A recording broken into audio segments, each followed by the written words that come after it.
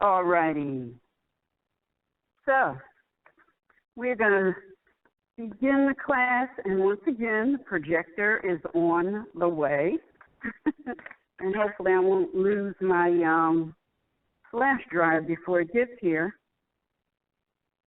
All right, we're going to begin the class as we begin it every Wednesday by reading chapter 25 of the Holy Quran, the Holy Covenant of the Asiatic Nation. If you are in agreement with it, after I finish reading, affirm by saying Islam.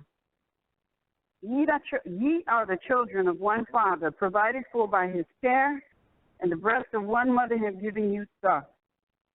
Let the bonds of affection therefore unite thee with thy brothers and sisters, and peace and happiness may dwell in thy father's house. And when ye separate in the world, remember the relation that bindeth you to love and unity, and prefer not a stranger before thy own blood. If thy brother is in adversity, assist him out. If thy sister is in trouble, forsake her not. So shall the fortunes of thy father contribute to the support of his whole nation, and his care be continued to you all in your love to each other. Islam, Islam. All right. Welcome back, Mr. Cameraman. Missed you last week. Thank you. Where is Giassi? Hey, can you call in to make sure that I'm going over the air all right? Because I haven't gotten a text yet from anyone listening. How many people was here last week? All right. How many people did some, this is my dictionary guy. You on this side this week. Did you send me an email? You know, I did not know that number here. You need to create one in your free national. I only just saw it today, and I was like, I think that. Just sent it? All right, all right. How many people did some research on where they are? You were here last week, right? Sitting right in that seat, right? No? Oh, you was over there. That's right. All right. Today, what we're going to be doing is we're going to be writing a deposition cause of action. How many people know what that is? You know what it is? Yes, it is. A statement of what happened. You know what's crazy? I know, has anybody ever thought about this? You have a situation, we've been conditioned to call 911, right? Complete stranger shows up who wasn't even there, and they take your statement. Have you ever wondered that that is the craziest thing?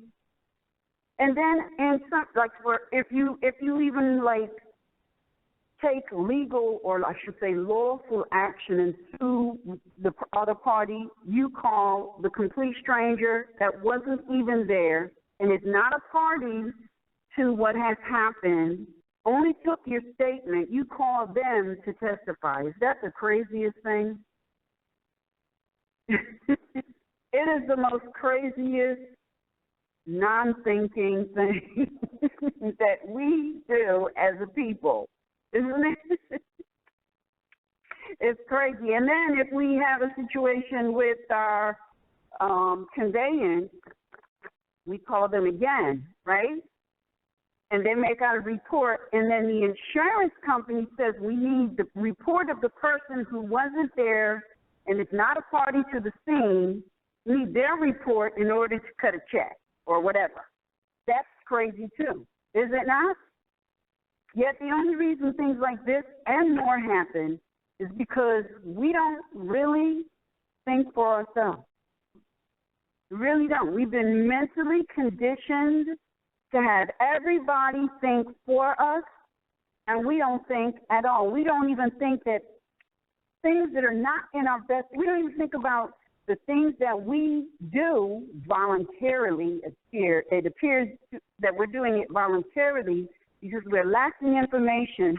We're doing these things, and they're not even in our best interest, right? Mental conditioning is deep.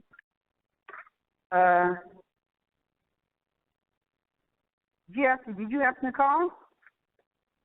Good. All right. So what we're going to do today, and hopefully the projector will be here in maybe 15 minutes, is we are going to write a deposition / cause of action. They're really one and the same. You're telling in your words what has happened. Now, the reason that we need to get into the habit of writing these things is because, first of all, we never do.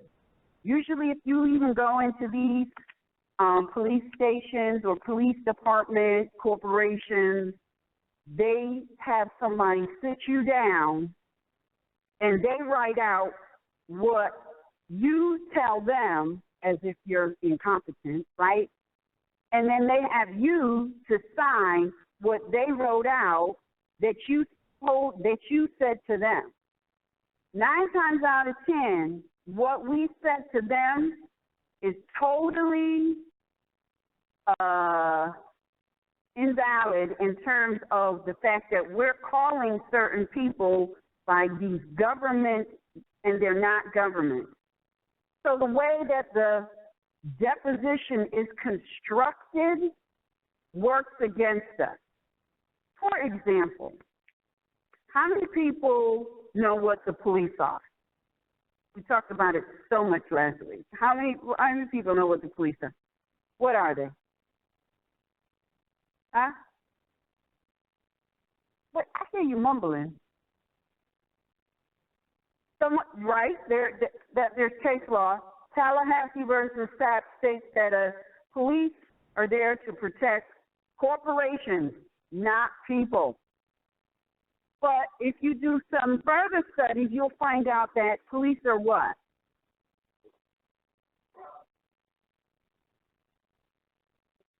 Mercenaries, guns for hire. How do you know they're mercenaries? Anybody know? Well, first of all, the definition of mercenary alone, if you look it up, it'll tell you. But did you know that you could hire any of these police for a private function or to do something for you privately? Did you know this? Right? That's a mercenary, right? Is that not a gun for hire? That's what a mercenary is. So they are guns for hire. So when we call them police officers, that really shows that we do not have enough information, because a police and an officer are two different entities. Police are hired. Officers are elected.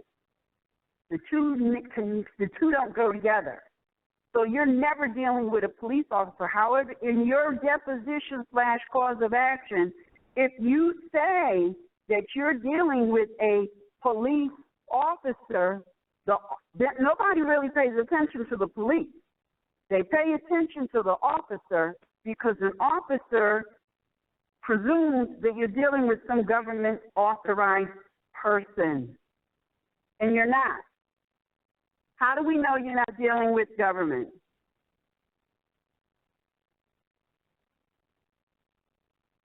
But what if you don't know that they don't have a delegation of authority? How do you know? How would you know you're not dealing with government?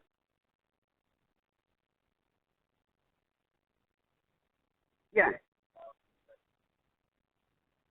Yeah, but most people have been conditioned to believe that that's a badge number, and they connect badge number to officer, lawful government entity, right? So how would you know that you're not dealing with government if you didn't request a delegation of authority and didn't get it? Or you've been what?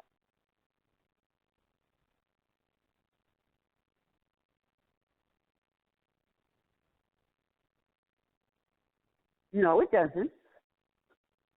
You ever saw, no, seriously, anybody ever saw any one of these mercenaries identified as state of New York personnel? You know why? That's right, but you got to know why. But let's get back to How do you know they're not governments? Because you got to know this stuff. You have to know. If more of us knew it, they would think twice about harassing, stalking, stealing, even murdering the people. If more of us knew it, we would handle them the way we handle any corporate employee that violates our state. Got to know why. Well, but you got to be a little bit more than that. Got to be a little bit more than that. Somebody. Well, yeah, but see, that's Congress. We're talking about these mercenaries that everybody has been mentally conditioned to believe it's some lawful government with the title police officer. Yeah, but how does color of law let you know that they are not government? Well, they are enforcing federal statutes because the whole motor vehicle program is a federal program. But who are they? Exactly. Did you hear what he said? They are employees of a foreign corporation. How do we know they're a foreign corporation? No. It's got to be a lot more than that. You got to, what? How do you know they're Roman soldiers? What system would that be? Somebody else is saying something. Yeah? That's part of it, but I heard it over here. It goes right back to the charter. It goes right back to the charter. And if you don't, how many people know about charters? All right. All of you know about charters. You know why? Because I'm sure you've all heard of the charter schools, right? You've heard of them, right? The charter school, what does that mean? A charter denotes a corporation. Back in the 1800s, really even today, in order for a business to get started, they have to produce a charter. Today they're called business plans. Charter tells you exactly what they're going to do. Back in the day, they had to be approved. They had to be beneficial to the people and in harmony with the land. If they weren't, they didn't get approved.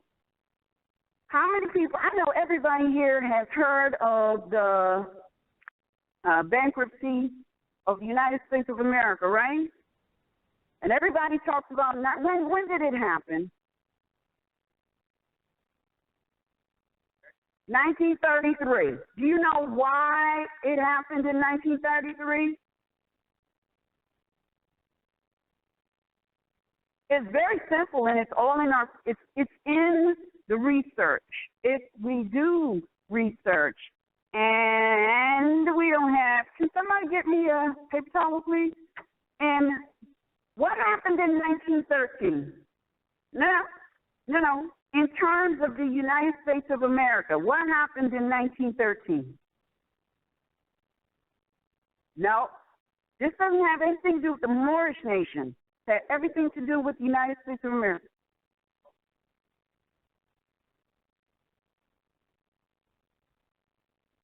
Federal Reserve Act. You got to know this stuff because, see, if you're going to sit back and say, oh, well, you can't charge me for this, that, or the other because you're bankrupt. Well, why? Why are they bankrupt? No, you got to be able to provide verifiable documentation as to why. You just can't give lip service because I'm going to tell you, these claims that we make, they are strong claims. But if you come with a strong claim and no verifiable documentation, you will get hit with slander. Crazy, right? But a claim is a very, very serious thing. That's why you have to know. You have to know in order to protect yourself from those foreigners who are violating your liberties, but you also have to know so that you don't violate somebody else's liberty. You got to know. You can't make empty accusations. You just can't. You have to be able to back it up. In 1913, the Federal Reserve Act went into way. It had a lifespan. Anybody ever read through the Federal Reserve Act? How long did it have a lifespan for? 20 years. 13 plus 20 brings you to what? 1933. Very simple. They had a charter in 1913 to establish the Federal Reserve Corporation. If it wasn't renewed, that's why the banks went bankrupt. It wasn't renewed. That's why you have the Emergency Banking Act in 1933, because the charter wasn't renewed. But it only took them 20 years to mentally recondition the people and trick them with all sorts of scams, because by then, nobody was thinking for themselves. 20 years to get people from thinking to totally non-thinking. This is what the prophet came to sort of combat or neutralize to a certain degree. He came with that energy to change for us, not just for us, but for everyone. And he put enough together. He said, I brought you enough to save a nation. Now save yourself. And that's so serious, because I see a lot of people running trying to help everybody else. I'm going to save the world. Sit your behind down and save yourself. Because, that's like the blind leading the blind. Many, many times we have people running around premature, not studied, blind, leading the blind, right down the drain. And so we need to really pay attention to what the prophet said. So let's go back. 1913, 20 years, Emergency Banking Act. Now, if you read the dialogue, I believe we have some congressional record documentation around the Emergency Banking Act in the form of a booklet, and I might be saying this and it's not even available, but Rob will let me know. Ask Rob about the emergency banking law, because you have to read what is being spoken of in the Congress. It's public information. Of course, the congressional record is not very user-friendly. So we went in, pulled a lot of stuff out relevant to the Emergency Banking Act, and we put it in a book for you so that you will have verifiable documentation to use in any of your writs. But they got to be strategic. They can't be flimsy, and they've got to be strong. All right, so what does all of that have to do with our subject of today? We always have to back up what we are saying. And I'm telling you, there's so much available, easy to find, in your face that you can use to support your claim. It is ridiculous. Yes. Oh, well, that's the marker. Now we just need that. We need that. Yeah, just a paper towel with some water. All right, so the question was, how do we know that they are not government? The charter, back in the day, you had to have a charter in order to establish a business. Initially, if you go and you look on the website for regarding New York, you will see that it was founded, let me think, 1664. It was founded or established. Usually when you see the word founded or established, they are talking about a company. Let's see. Let me think of a company.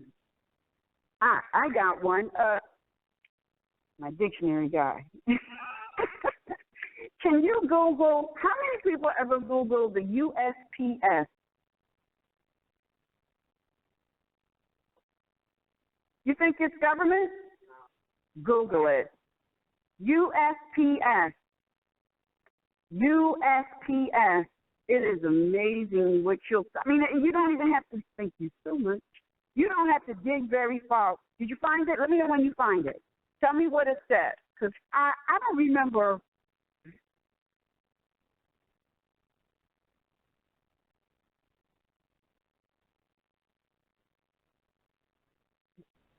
It's contractor. It says it's a contractor, right? Do you see when it was started? What's the word they use? Founded 1971. That's not government. Not government. That's why they say, they call themselves USPS. Just like KFC is not Kentucky Fried Chicken. You didn't know that, huh? It's not. When they booted Colonel Sanders out of his seat, they couldn't use the word Kentucky Fried Chicken, so they changed it to KFC. All in our faces, right? All in our faces. A lot of times we think that these companies / corporations, like how many people have shopped in their lifetime at Marshall? TJ Maxx? Home Goods? AJ Wright? Do you think you just went to 4 different companies? They're all the same owner. All the same owner. You know where you can probably get it? How many people followed the Funkadelics? I know I'm dating myself. Funkadelics, Parliament Funkadelics.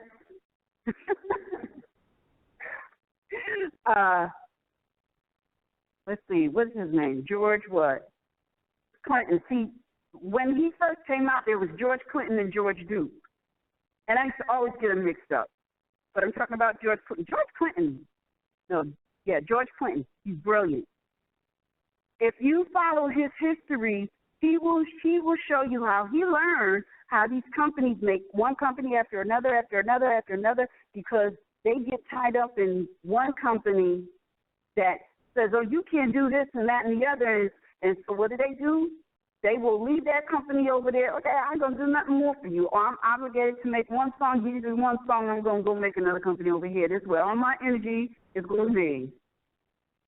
And he did it like several times. I think, which one was first, Funkadelics or Parliament? One of them. Parliament, then Funkadelics, then Parlet. I'm so dating myself. The Parlet. Y'all don't even know about the Parlets, huh? How many people know about the Parlets? Yes. The Parlets was the all-girl group of the Parliament. It was the female singers of the Parliament, and they were hot. Got their album still. And then he did Fred Wesley and the Horny Horns. And he did another one. And another one, he was just absolutely brilliant. But what he learned from these modern Europeans is you don't have to stay in one box. They think they boxed you in when you're trying to either put out a product or a service. You got to be bright enough to know that, hey, flush it, let's create another one. And that's what he did. But that's what all these modern Europeans do. They create corporations within corporations within corporations within corporations. For example, New York City, how many people were here last week? Oh, all right. How many people wasn't here last week? Oh, wow. All right. New York City, prior to, how many people know that New York is not the original name. That wasn't here last week. What was it? New Amsterdam. It was New Amsterdam, and it was a company started by the Dutch Republic. Now, how many people have heard of the Dutch East India Company and the Dutch West India Company? That company, those two companies, of course, are part of the Dutch Republic, and they established New Amsterdam. The Duke of York, brother to George II, he came over and did a hostile takeover and took over their company and renamed it to New York. Now, if you look up city and county, you will find that within that definition in the Black's Law 4th Edition Dictionary, it lets you know that that is a corporation. Also, you've heard the word plantation, correct?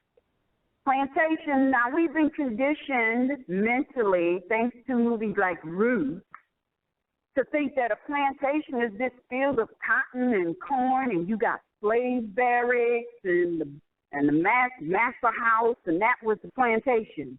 No. Plantation is another word for company. Company, corporation.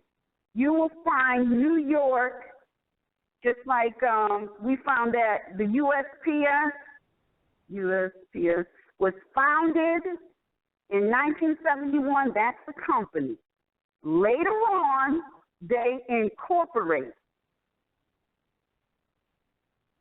Every single company does this. Now, you had New Amsterdam.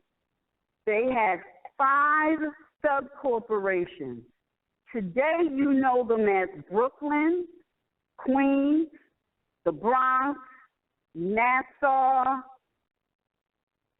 and I think it's Staten Island.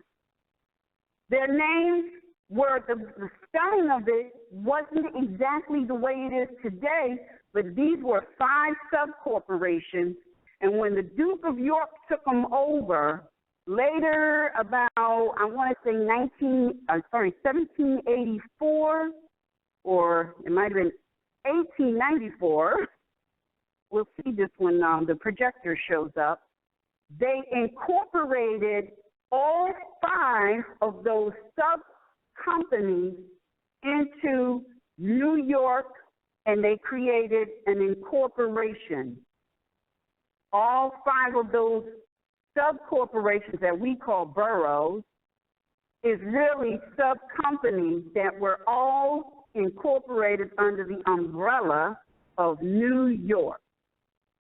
These are all companies, corporations, and you know what's sad? These companies, and when they first started getting established or founded in the 1700s, they were violating the people's rights left and right. The people that they were violating were those modern Europeans that came over from Great Britain. Now, what's really crazy is they got us thinking that we came over on ships and became the slaves, when in reality, it was the modern Europeans who came over on ships. It's in their history. They have all of these ships, right? The Santa Maria, the Mayflower, right? The good ship Jesus, all of these ships, right? Where are all of the ships that the Asiatic people came over on? Where they at?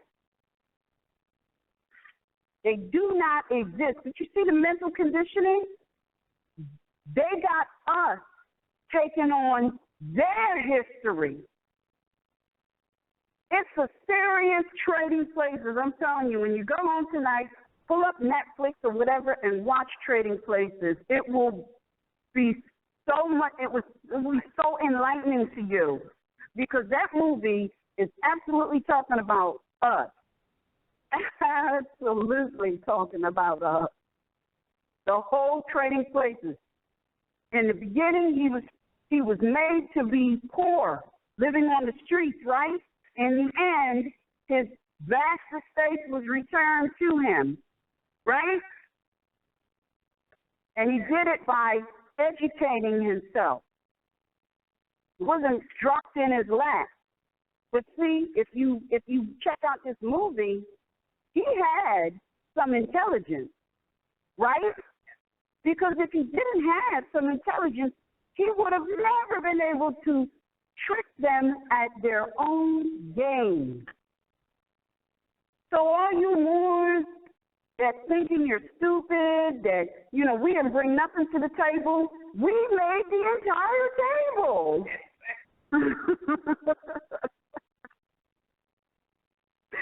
We are the masters of everything. How do you know this? If you look back in our history, you will find that we taught the world. How many people have heard of the Renaissance period?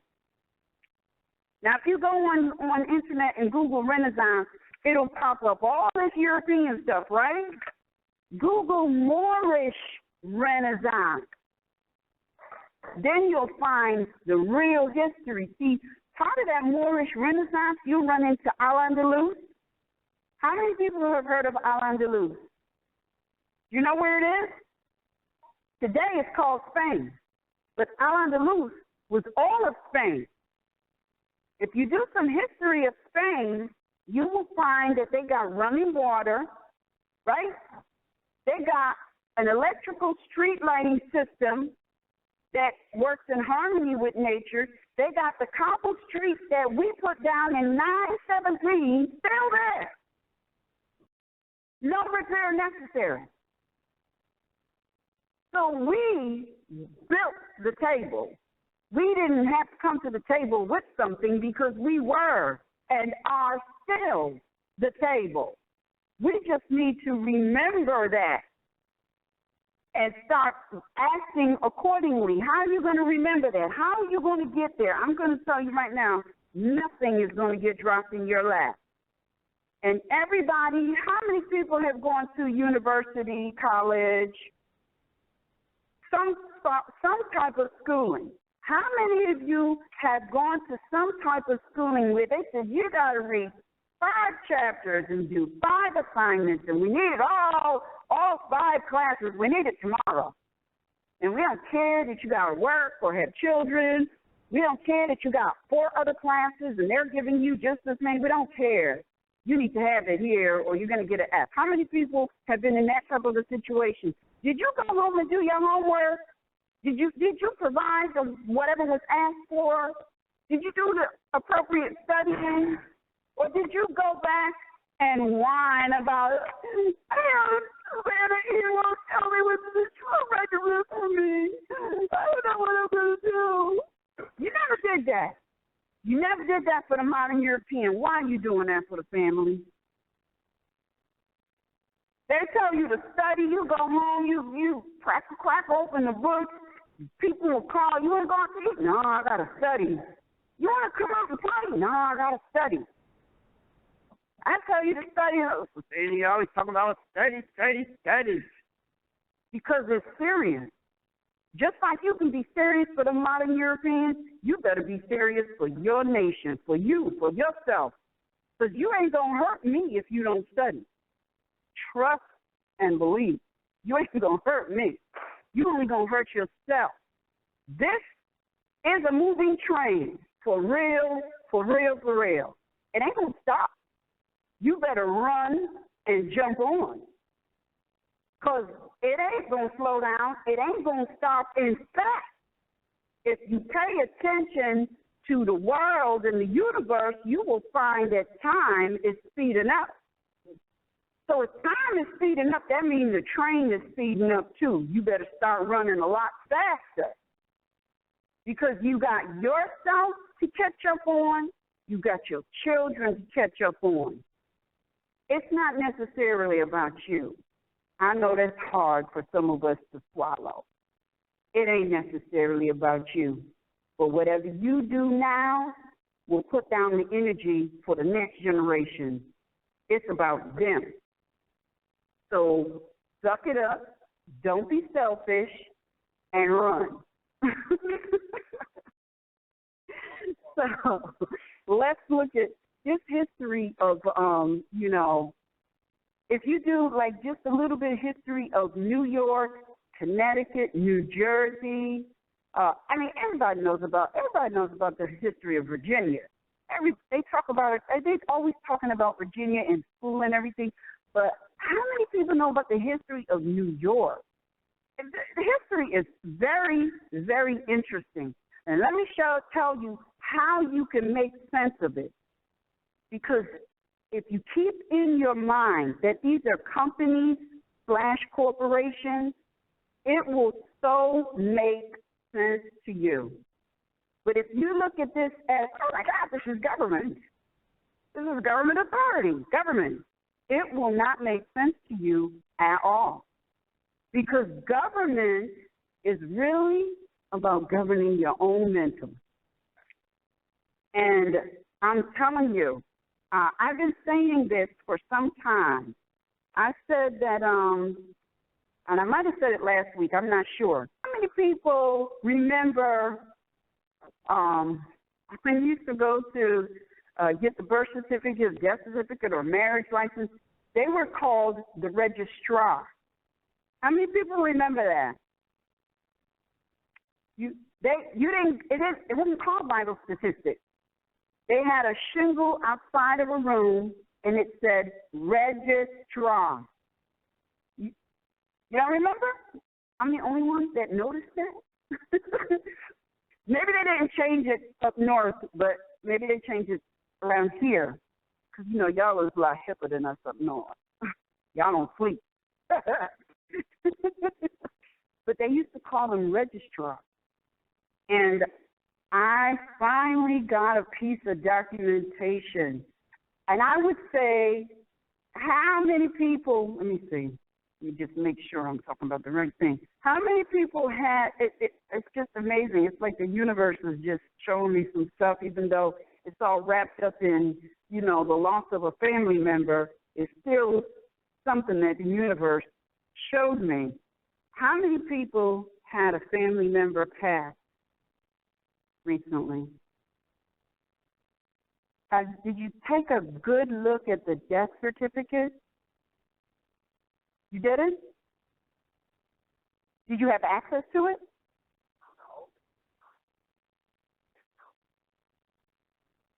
Somebody else had their hand up? You didn't see the death certificate?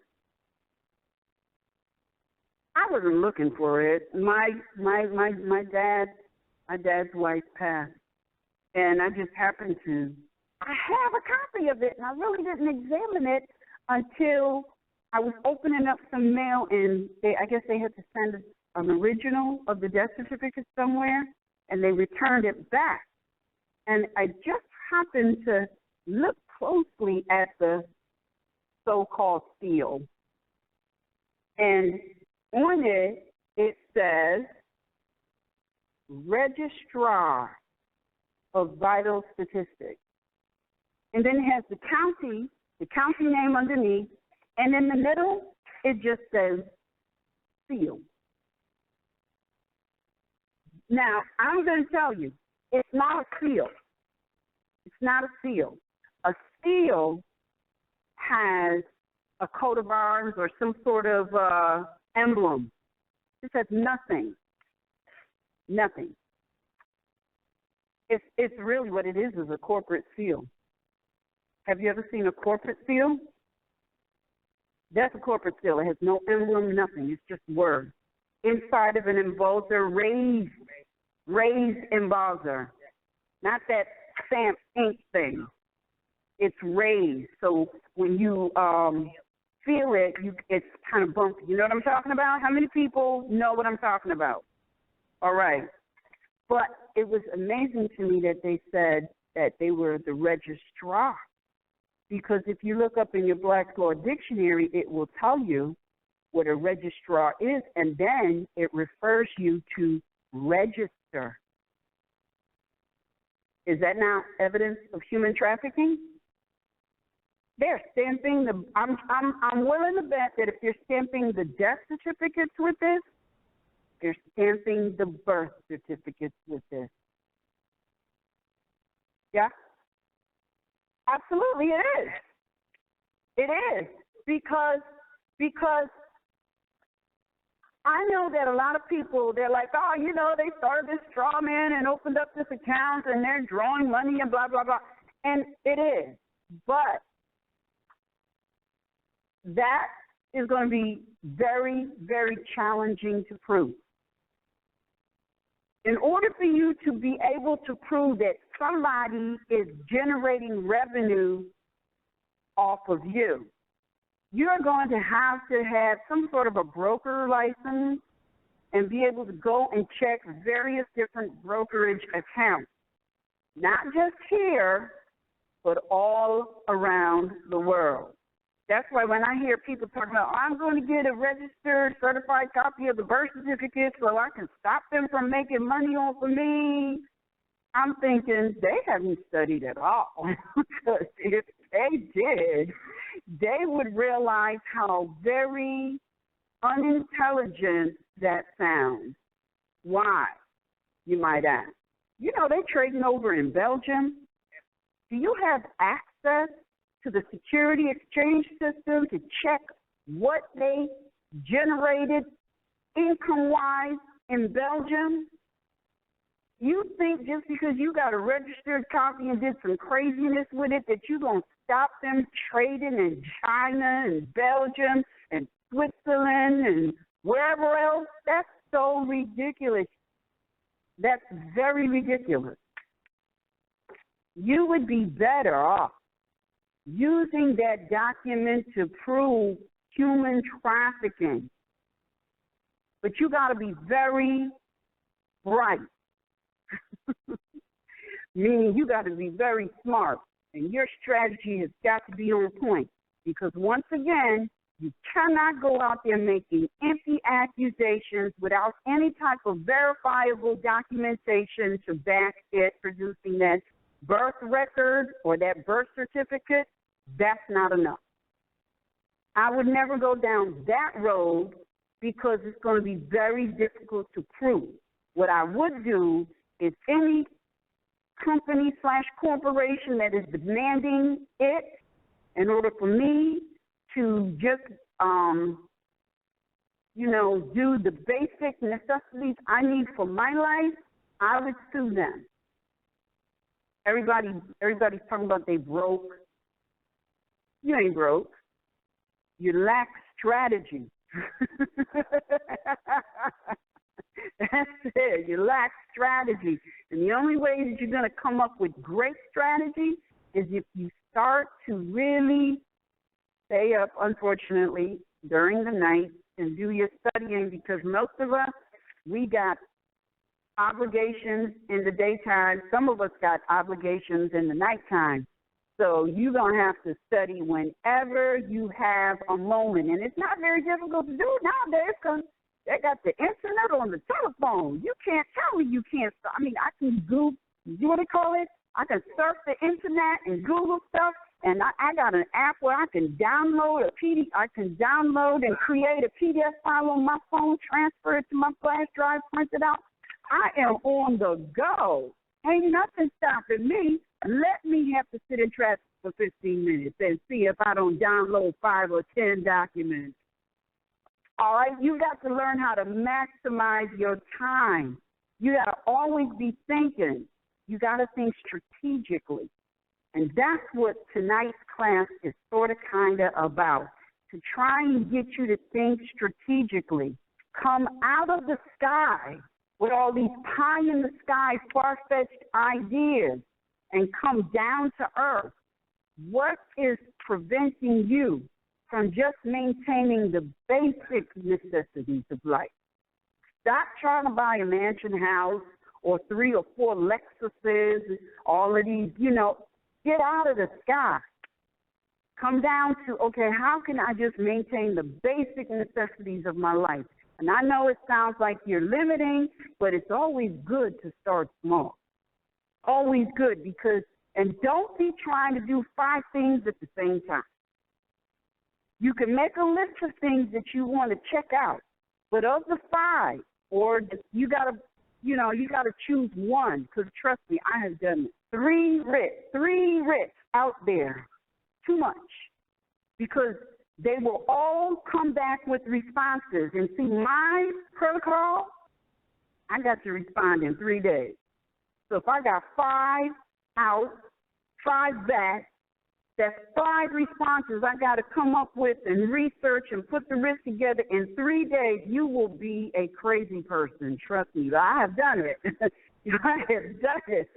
You will be a crazy person, because I am the type of person, and what I'm trying to get you to grasp is, when you are putting your strategy together, you are not doing no fly by the seat of your pants crap. You're covering all the bases. That means that you got to sit and you got to think. So if you throw 5 out there, you ain't going to be able to cover all the bases and get a writ out within 3 days. It's not going to happen. Something's going to fall through the loop, and you don't need that. So you do one thing at a time. You make a list of everything that you might want to ever investigate or research or tackle, and then you choose one and you work on that. Now, I'm going to tell you, personally, I think all of us need to work on our right to travel, because it is so easy to prove. So easy. No. I said get out of the sky, right? Didn't I say get out of the sky? If how many people have a conveyance? It's called a car. They call it a car. How many have a conveyance? How many would have a conveyance if it wasn't for the fact that they're harassing you for registration and license and taxes and everything else? How many would have a conveyance if it wasn't for that? Just one. How many would have one mode of transportation if it wasn't for that harassment? Oh, wow. I should see everybody hand up. Who wants to be are y'all not raising your hand because y'all got subways and buses? Because we don't have the subway up north. Let me tell you, if you ain't home by midnight, you are walking it wherever you are. We ain't got no subway, and the bus go to sleep at midnight. Y'all kind of fortunate here. But also up north, everything runs hourly. So if you got to get to work by 9, you got to get up at 6 to make it to work on time. So I could use an hour and a half more sleep. Even if I'm awake, I would love to be able to just roll around in the bed and think about what I'm going to do,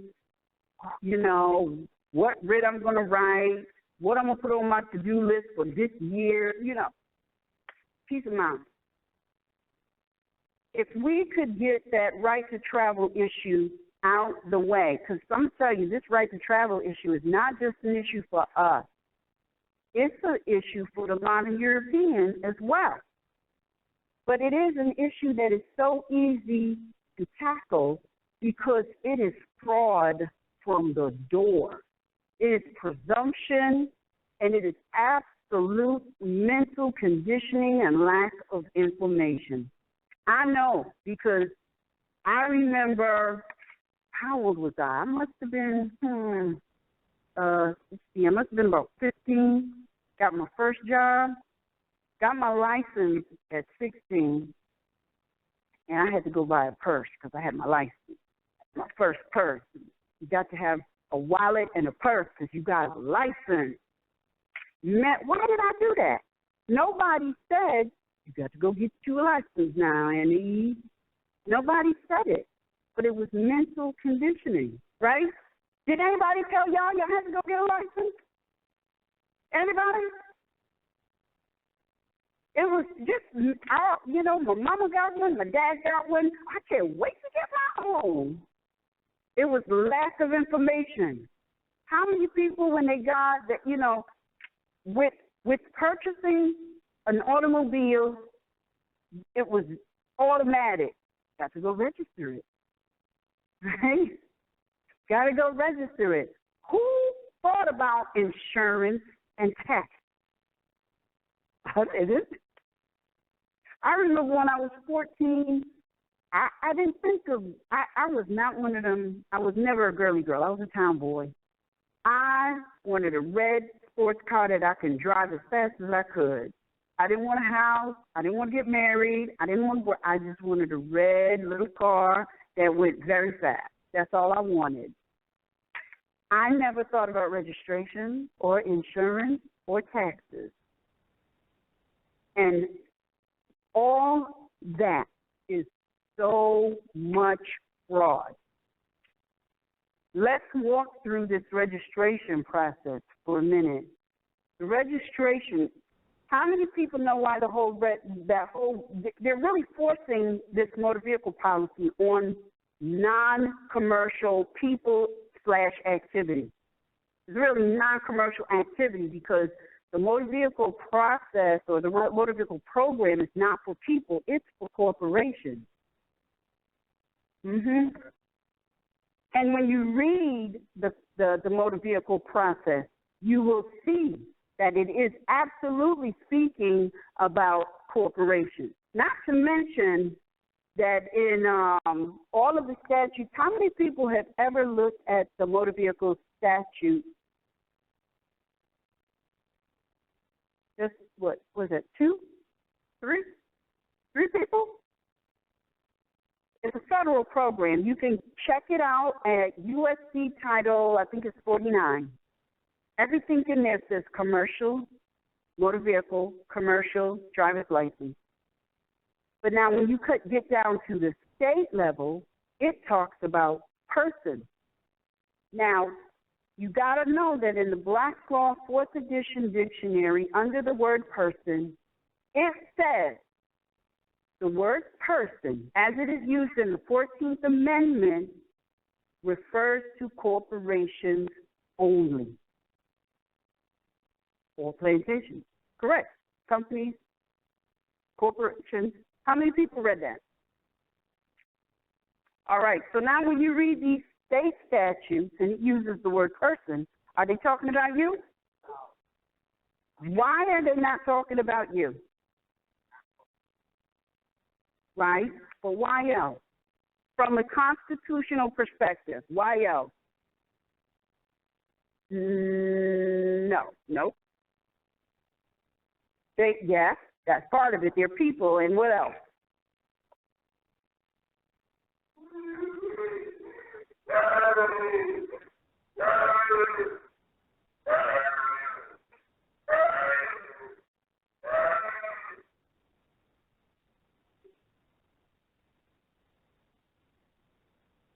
Is she all right?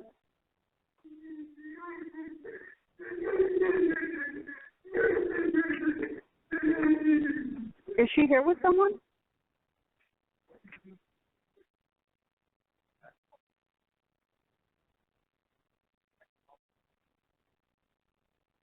Is she here with someone?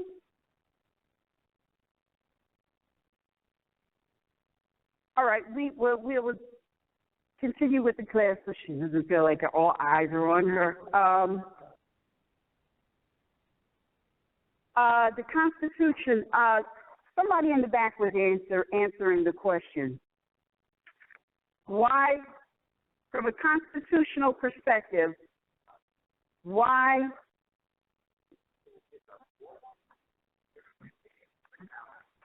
does it? You wanna take her in? Can she? Is she having a seizure? Oh.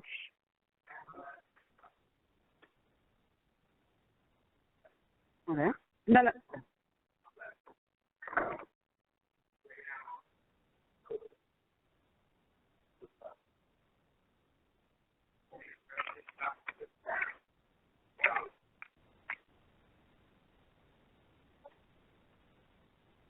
Right.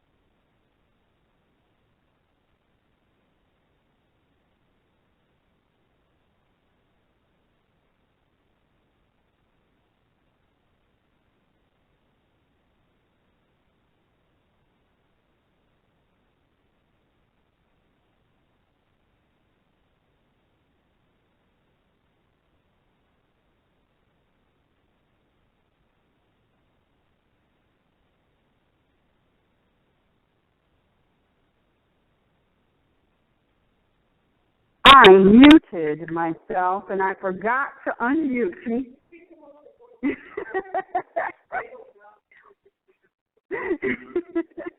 Well, anyways, I did a recap of last week. So let's see. Most of the time, our writs, even if we do CC the state or even the feds, they don't still know what's happened to us because we are still catching up with writing writs. We're just now learning how to do that a little better. And like I said, most of the time, we send out just an admin of jurisdiction and nothing else. Or we send out, I have heard a lot of people doing this. They're sending out the name correction and proclamation. And that's not answering anything. That's not even telling a story. The biggest challenge that we have is we don't understand claims. Everything is a claim. I don't care what they want to wrap it up in. Everything is a claim, and it's always, always, always a civil issue. Never criminal. To be honest with you, criminal activity comes into play when a public servant who is obligated to protect the people wars against the people. That's criminal.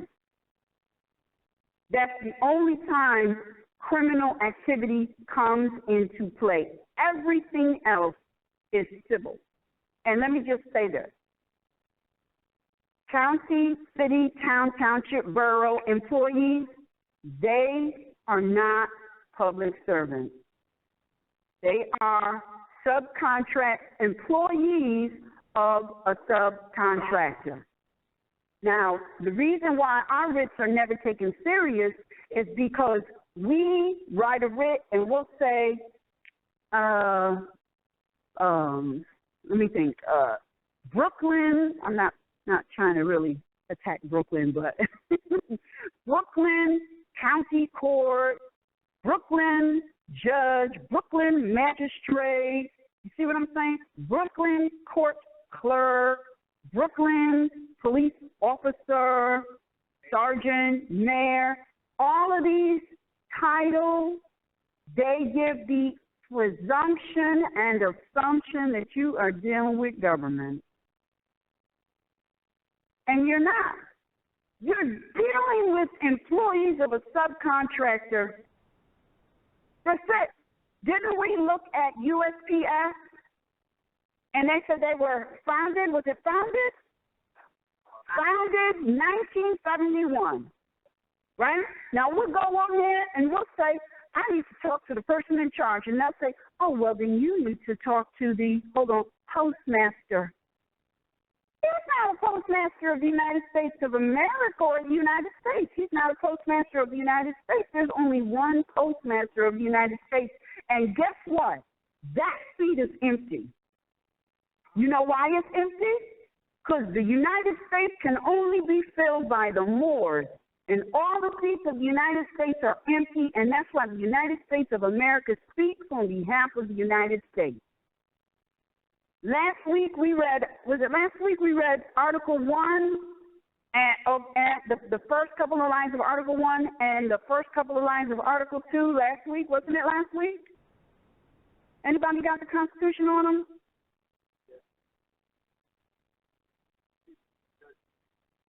What? Article?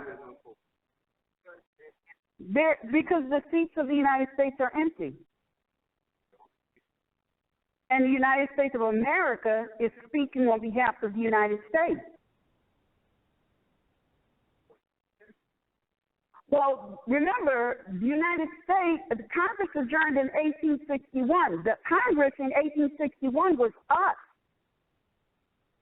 the Moors, proper.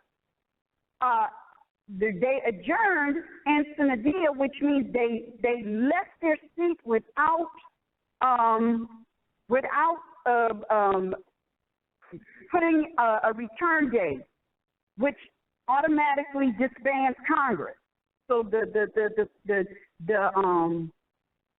what's today, Congress The Congress, that's corporation. The Congress today is a corporation. It's because we are the Congress. But most people don't know that because most people haven't really done any additional studying. When my daughters were going to school, they were like, I don't like the school because they don't teach you. And I told them, look, they are not obligated to teach you.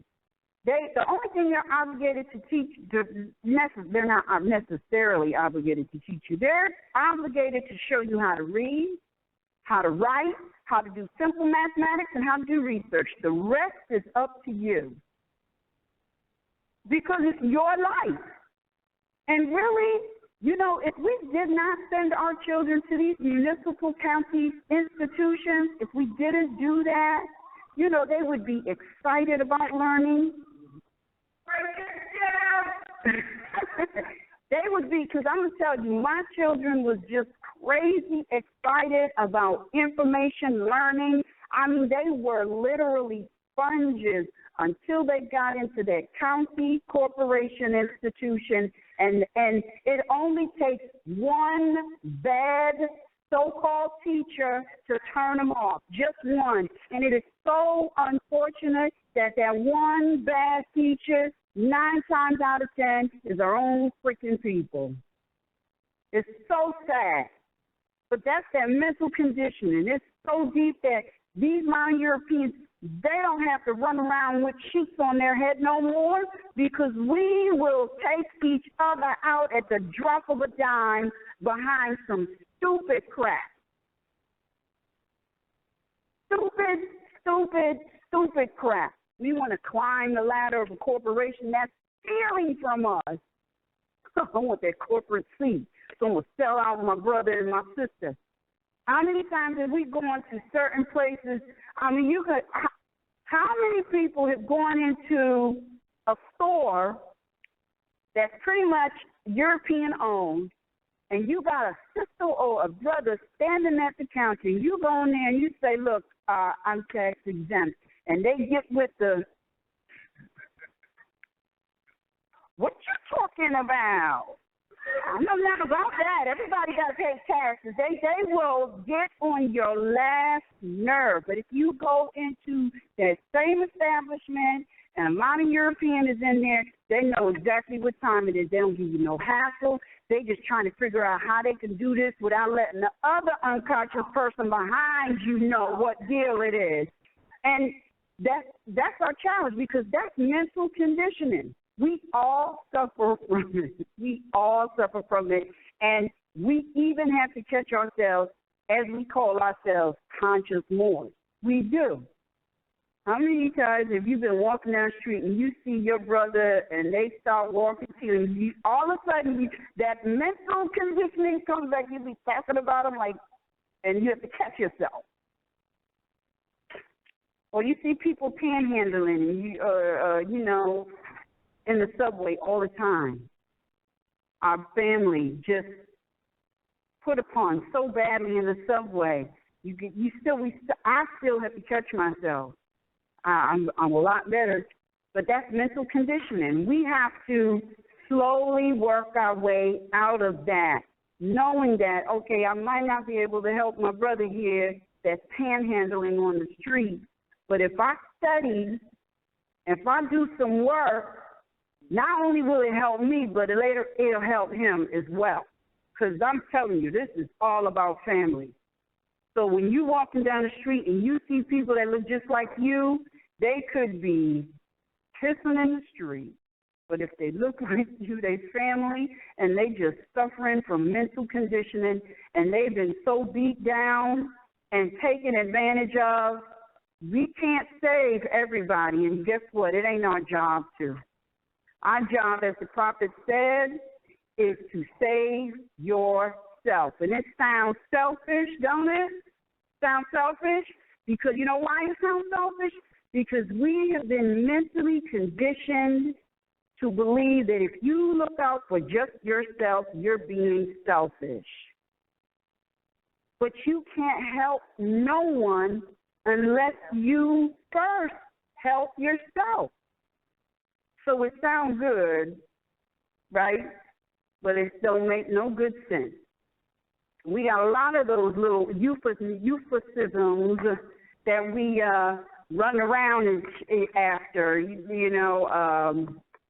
We hear things and we don't think, because we've been mentally conditioned not to think. We hear things, we don't think about it, but we run with it. Here's a good one, and I really hate it. You have a male and a female. They both sleep around, but the woman is a hoe. What is he? Didn't he do the same thing?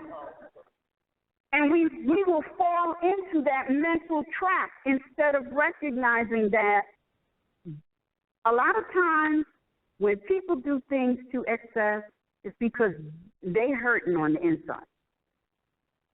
We don't need to be calling them names. We need to just recognize that both of them are hurting. Send them some love energy and keep on moving. But don't throw them under the bus like we've been mentally conditioned to do. Because that ain't going to happen. How many people have heard the grave you dig for me should be your own? I love that because it's real. I have seen that go down several times, and it's scary too. If you really, how many people have really thought about it? You ought to write it down and think about it for about a week. If you really and truly think about it, you will be scared to say something negative about someone else ever again. Because really what it's saying is, whatever you're wishing for somebody else, you're wishing for yourself. And that's why you always wish. And it's hard for us because we've been mentally conditioned, right? So if you think that that's your arch enemy, to tell you, get out of the mental conditioning and wish him peace and love and all the wealth and happiness, it's so hard. Right? So hard, but that's how we miss our grace. Because in order to, you think you're hurting them, but really you're hurting yourself. Because it's always family, and all of us is connected. So if we wish peace and love and abundance and harmony on him and her, you are wishing it on yourself. And that's how we get out of the rut. That's how we get out of the mental conditioning that has been put on us without us even knowing it. Islam.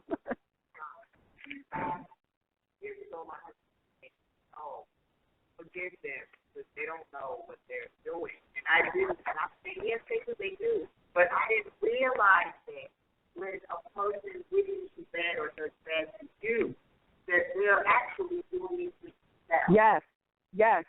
And then when I got it, I yes. don't understand what it's like business because they really don't know what they're doing to themselves. And where did you hear that? Right. Exactly. How many people got that? Jesus' name nailed on the cross. Oh, Father, forgive them, for they know not what they do. Most of us like, hell no, you better kill them all. Because we didn't get it. We didn't understand it. But see, him wishing better for them brought better to him. And it sounds simple, right?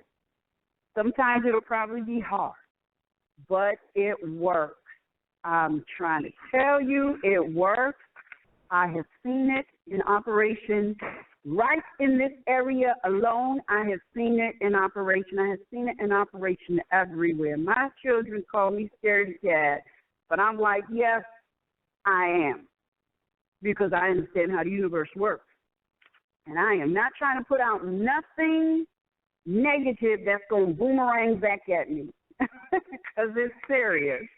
All right, so we're about to, let's see, what time is it? It's 9 o'clock.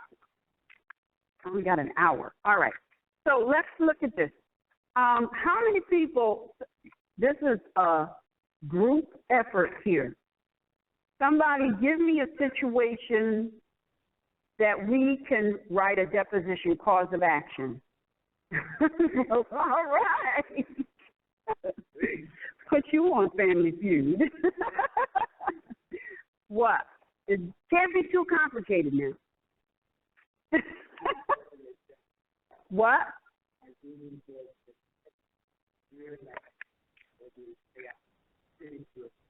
All right, let me bring it down. Somebody give me an example around the right to travel issue example that we can write. All right. What happened?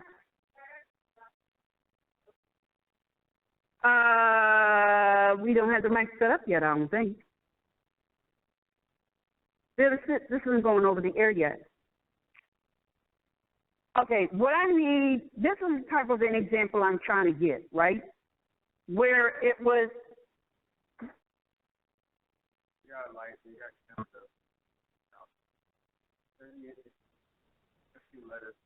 Well, I can tell you exactly how to fix that one, because how many people know that they got rid of the traffic light ticket thingy?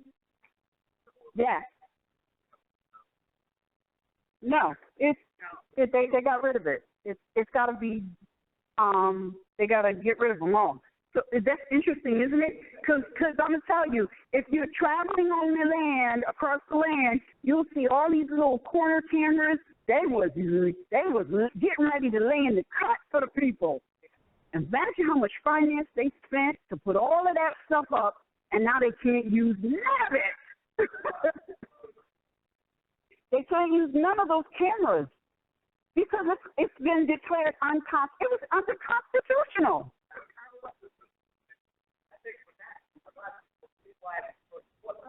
That's right. He's absolutely correct. The reason that they got to get rid of those camera tickets is because the people, thanks to you, Jesus has spoken up. People have spoken up. The people have written writs. Some of you probably have written writs. You don't even know. You're all in that pile of people who put their energy into a writ and sent it off. Because why would the camera situation be unconstitutional? Yes, you cannot face your accuser. Exactly, it is. It is. And you know what? I think we have a writ on the RVBey publication website regarding a Moor that got a ticket and some of his issues in his case that he brought into a court, a state court probably, was that he didn't have the right to face his accuser. Couldn't question him. It was a camera. It's any ticket. See, you can dispute that. You can dispute that. But what the type of a situation I'm looking for is where an actual mercenary was involved. Was a mercenary involved? Okay, somebody navigating. And police. Stopped it. And searched their house without a search warrant. All right. Then got a search warrant. And signed their own test. After leaving them in jail for 5 months. And then they paid a ransom to get out. Oh, that's an excellent example. We don't use that. And they're still going to court now, and they're saying, "Oh, we're giving you 5 years, we're giving you 10 years." Well, here's the thing. I can bet my vast estate they're not in a court. They're not in a court. Because, see, it's the county, right? I know it ain't the state. What's the name of the county? It's Ocean County. Where's that? Jersey. Under New Jersey purview. See, Ocean County? Ocean is corporation. It's Ocean Corporation. I know it ain't the state because the state let these corporations take the fall. And if you fall on the CEO of the corporation, guarantee they're going to cut that mercenary employee loose. They're going to cut them loose. That's why they don't have people signing up to be police.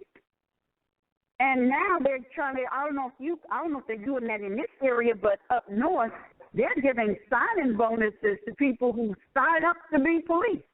Are they doing that out here? They're doing that out here? Because nobody wants to be a police because they tell you to go out and do unlawful things. And then when you do it, you're the one that gets the hit. So they're like, look, this, I ain't doing that. But now you can't do it because I know on some of them, they got to, like they told you in Ferguson, they got a quota to maintain, right? So if you don't maintain your quota, because this is all about sales, if you don't maintain your what? What, you laugh at what?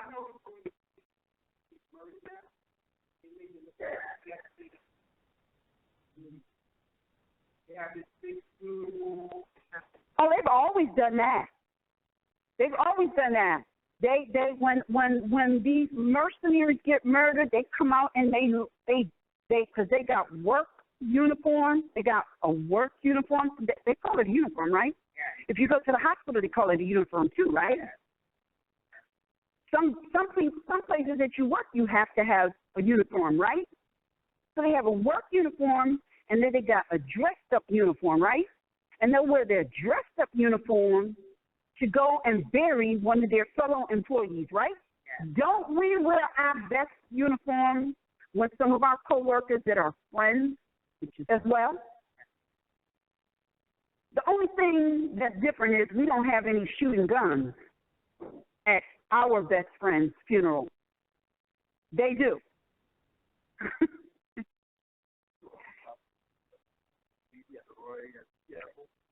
Excuse me? Yes, you could. Yes, you could. Yes, you could. Yep. It's not a sorority. That's a gang. They are gangs. I can't say it enough. How many people have seen the movie Gangs of New York? I can't say it enough. You watch the movie Gangs of New York, and you are watching how the gangs of today got started. The gangs of today are called police departments. And because we're so asleep, these gangs have created companies / corporations. How about that? Yeah. All right, so now what did I do last week? I don't even remember what I did last week. Oh, and let's hope that this is still on. Let's see. I cut mine off. Yours is on. Oh, all right. So I just need to mute.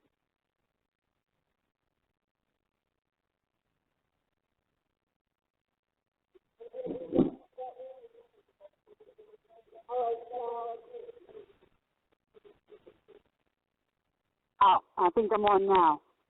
Can somebody call in and make sure that I'm still going over? Oh, I don't have the projector and I'm counting down. Time is counting down. Are we doing the projector today? Oh, but that's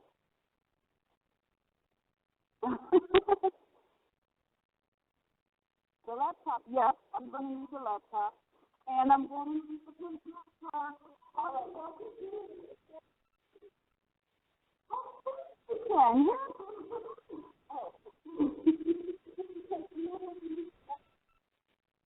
You need to take, oh, you got the other mic. All right.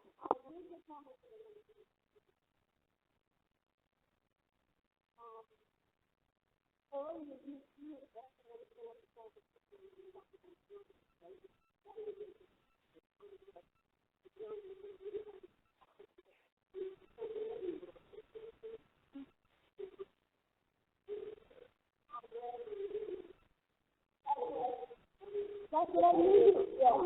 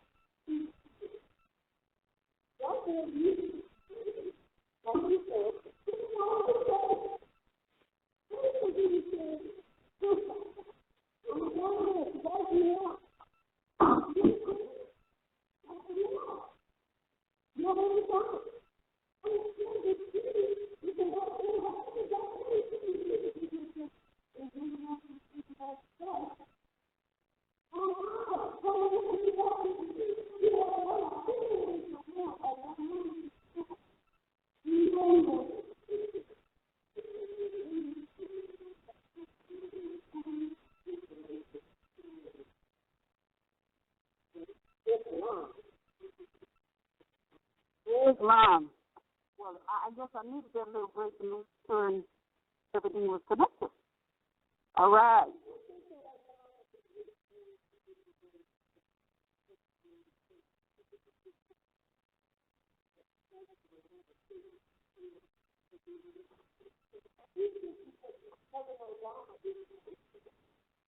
Like what two roles?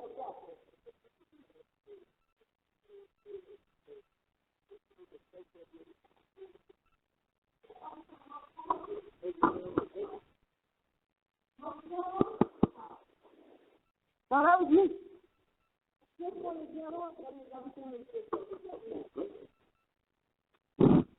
The reason why I said the president plays two roles is because when he's speaking, sometimes he'll say, I'm the President of the United States of America. And sometimes he say, I'm the President of the United States. And like saying, the United States is dealing with all the different states. You're not dealing with the United States of America, is dealing with the corporation. So I was saying, if he like, he's over the corporations too, and the actual several states. When you hear him speak, he said, I'm the President of the United States, President of the United States. And sometimes you hear him, he say, I'm the President of the United States of America. Remember, I just said he's speaking on behalf of the United States because the seat for the President of the United States is empty. He's the President of the United States of America. Right. Well, actually, whether it is a corporation or it is, or it's the de jure, whether it's de facto United States of America or de jure, he's still speaking for the United States of America. And that's all there is to it. There's nothing else. Now, how is it that he can speak for the United States of America? Do you know why he can speak for the United States of America? I know a lot of y'all don't get it. What? No, because Asiatic can't be president of the United States of America. But everybody thinks that because of his skin complexion, that he's Asiatic. He's not. His mother's European. That makes him what? That makes him European. That's why he can be the President of the United States of America. Because the United States of America was formed and established for modern Europeans. They trick the people big time with that because we all caught up with color and complexion. We don't know about national descent lines.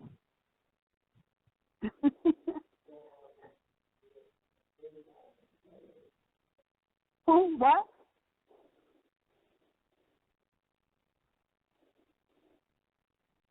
He's never going to get into that seat. Number one, he's an Asiatic.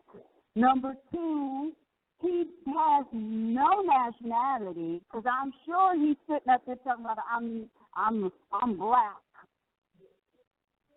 I'm sure he has no nationality, so he's a stateless person.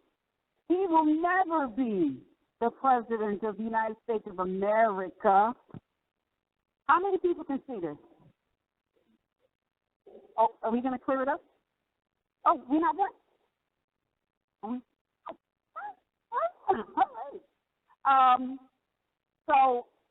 So how many people on we have a Facebook page? How many know we have a Facebook page? Oh, all right.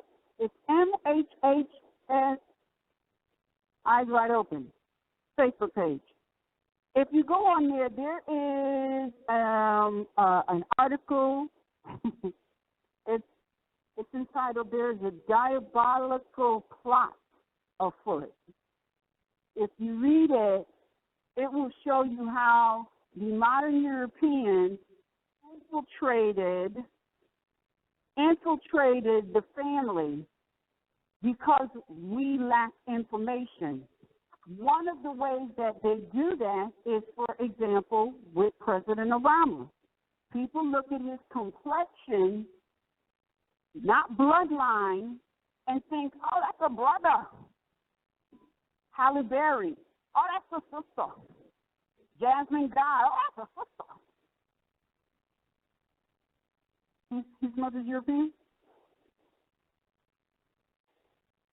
Here's a big one. Love the brother. Put out some serious messages, but most people don't know. Bob Marley. His mother's European. Oh, okay, because that's not the information I got. Oh, well, excuse me. Yes. I stand corrupted. Now, let's just look at this. Even if he was European, his wife, Rita, she's straight up Asian. All her babies is. But I know he has a child with a modern European woman who was like Miss USA or something like that.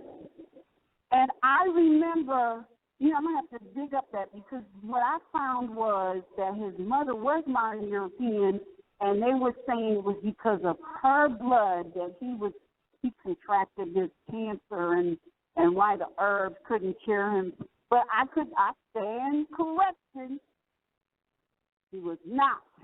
But how many people know that rapper T.I., his wife, she's European. Her mother is very, very, very, very no color. And Eddie Murphy's ex-wife, she's the European. Her mother is so light, and she's from England. She's English. Got the accent and everything. It's so if we are constantly looking at complexion, we will always miss it because it's not about the complexion. It's about the bloodline. And the bloodline comes from who? The mother. So you always, and you used to be back in the day. Am I good now? Can you guys see this? Because my glasses are not that strong. But if you guys can see it, then we're good. All right. It looks fuzzy to me, but I don't know if that's my glasses or what. All righty. My computer is so old. I'm trying to move everything off of the hard drive to an external flash drive. And, that is better. What size is that? Oh, all right.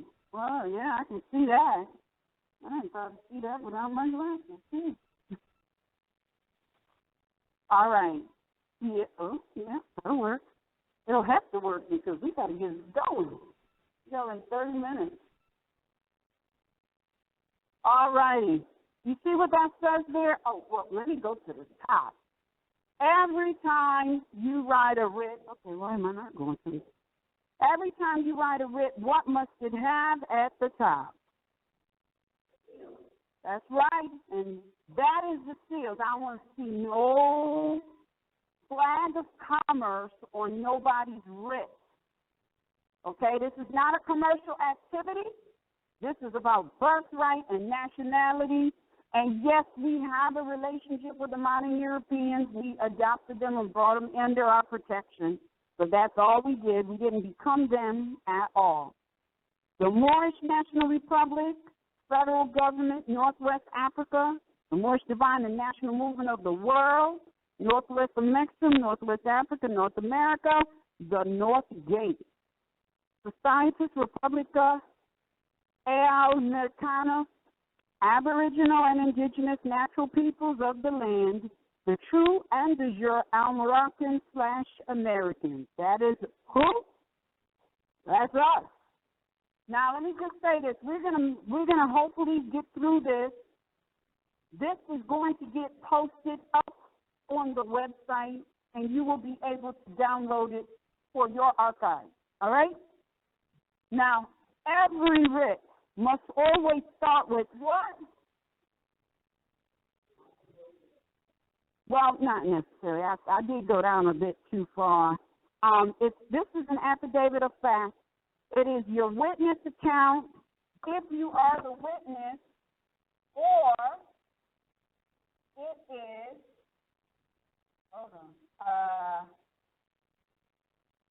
deposition/cause of action. And it is an international document. Why is it international? What? Why? You ought to know. I'm going to ask why. You ought to have part two of the answer. International does not mean distant. International is because you are a Moor and you're dealing with a different nation, which is the modern European. We sanctioned their nation and styled it United States of America. International is not distant, far. International is what is our relationship. All right? Now, once you put your title of your writ, the next paragraph will always read as follows. I am Anaid El, Aboriginal Indigenous Moor of Maghrib al-Aqsa, with a political jurisdiction of Moorish American national. I am a,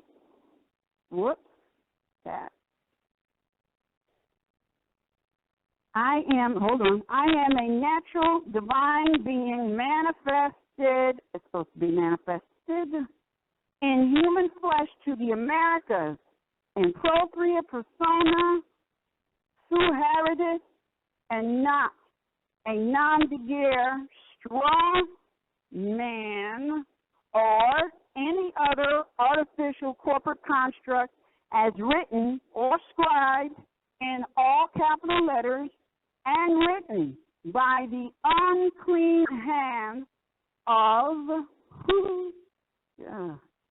others. I am sovereign to this land, and I do not waive or abandon any of my birthright.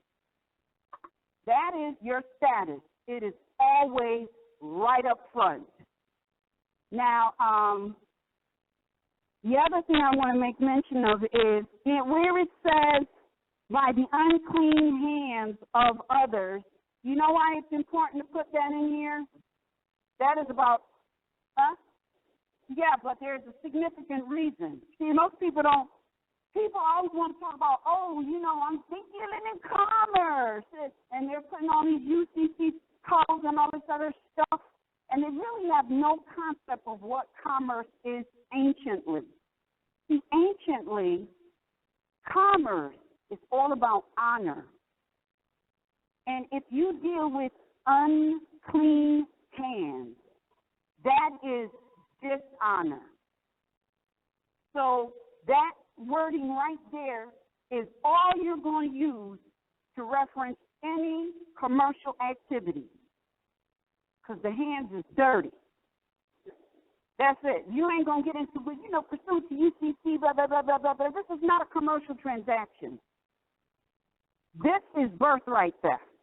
All right, so we're going to get into writing our writ. All right, so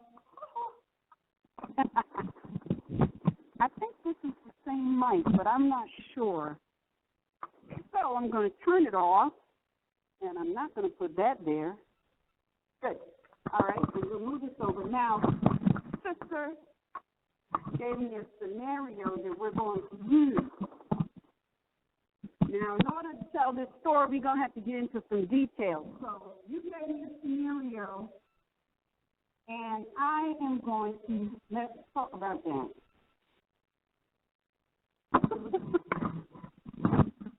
Let's talk about that. All right, so what we want to do, first I need to get this thing right. Now, can you tell me again the situation that transpired from the beginning?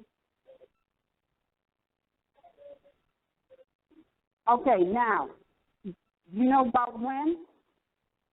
Because everything has got to be specific. You know what day? Now, whenever you're dealing with dates and time, you're never really giving a specific day and specific time, because you can get cornered if it's wrong.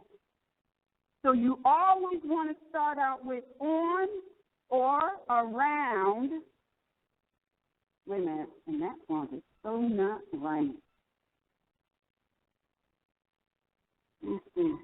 All right, that's fine. on or around what day? And it's always 17 September 2015. Do we have time? Oh, sorry, 2013. Do we have a time? Any kind of guesstimate time?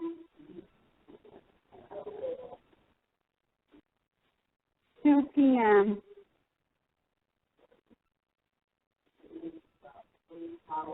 No. He was. What is the name of the person, the being, the brother, the sister? Who was it? RVBey. Quentin Bey was traveling on his ancestral estate in a what direction? You know? You guys can assist now. This is a group effort.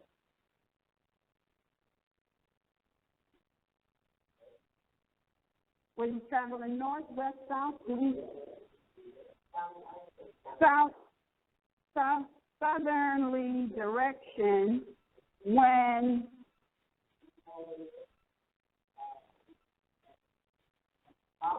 no. Who said it? He became aware of a stalker. It's real, right? While traveling on the highway, right? It's real. You get the picture? All right. So now what are we doing? What happens next? While being stalked? Why did he do that? All right.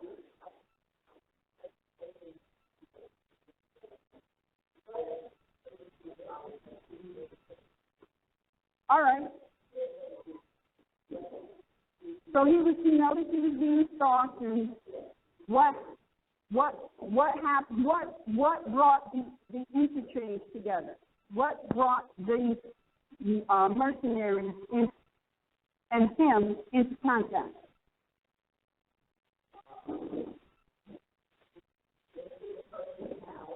All right. All right.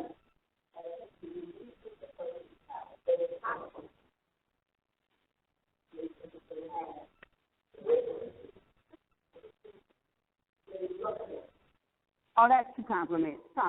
Okay, we need a simple traffic issue. That's the next class. We need a simple, stalking by a mercenary transaction or issue. Okay, let me hear what you got.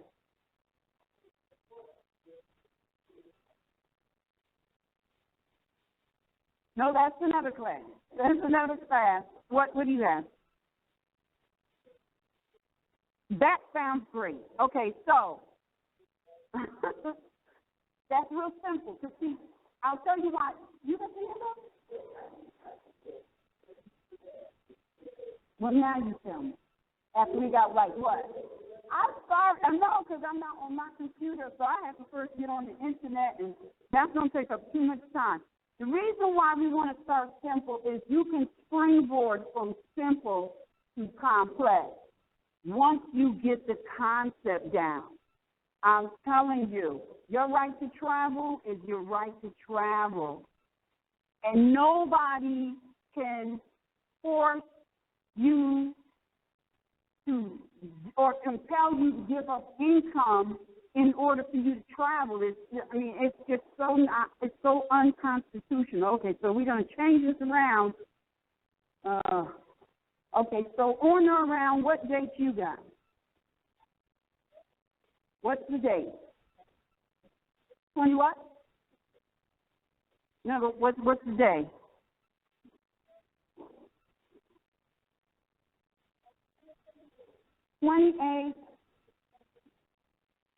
October. And if I really wanted to be bright, I would put, what year are we talking about? That would be 1434 MC, and then in bracket, I would put 2014 CY. You know what that means? All right. What time?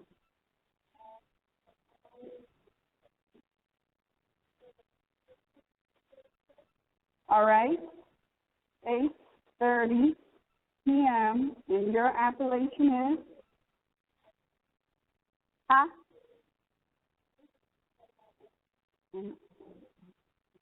Say was traveling on her ancestral estate in a what direction?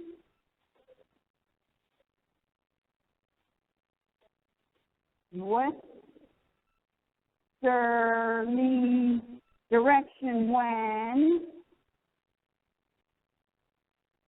she became aware of a stalker while traveling on the highway.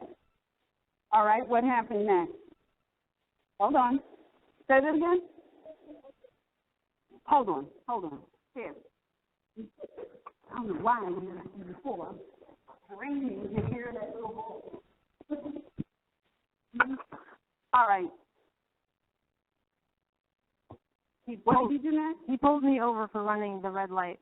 For making a turn on the red light. He was stalking you. What? How did he get her over? Right. Wait. Somebody said it over here. What? Forced her off the road while traveling on highway at 700. All right. Okay, after a time, wait a minute, let's see. Well, traveling on highway. Here we go. Shortly thereafter, okay, I was forced off the road by, wait a minute. I was forced off the road. What next? By an officer. No, tell us what happened. Oh, he pulled me over. His lights were on, and he made me get off my bike. Forced you off the road? Yes. All right. And he asked for identification. So that's fine. All right. So, forced you off the road at which time an unidentified, what was his complexion? Dark skin. Was it a modern European or was No, it? he was melanated. Modern European? No. Asiatic? Yes. Dark complexion, male person. Did you notice a gun? No. He was in his car when he did all this. All right, but when he came to your car, he didn't come to my car.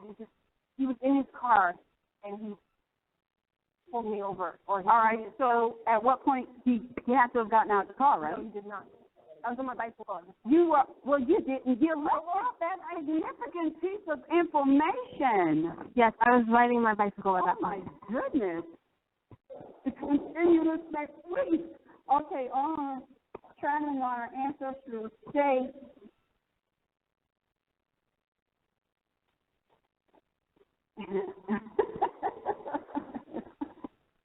All right, on or around 28 October.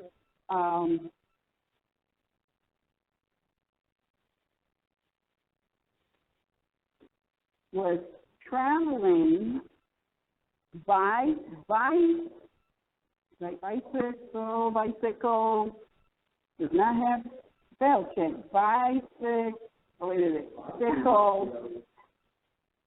on her ancestral estate in a westerly direction when she became aware of a stalker. Okay. A stalker in an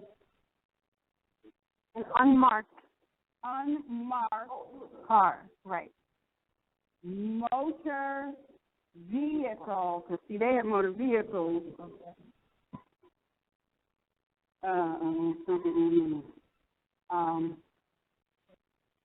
And let's see, did he come close to your bicycle? Yes. So you became his lights were on and unsteady. Right. Because if I'm riding my bike on the road, I wouldn't become aware of flashing lights. You would have to get up close to me, and I would have to become fearful that a car is very close. I didn't think he was pulling me over because I'm like, what would a cop be pulling me over for? So I thought I was just going to the side of the road for him to go by, but then I realized he was actually. Is that mic on? Yes. Oh, all right. So now it was. In this area, people get tickets for riding a bike? What? Oh, my goodness. What are you talking about? All right. So this needs to be seriously addressed. A bicycle? Really? That's not even. Wait a minute. I need somebody to let me know, is a bicycle considered a motor vehicle? No, because what is the definition they give you for a motor vehicle? Does anybody know?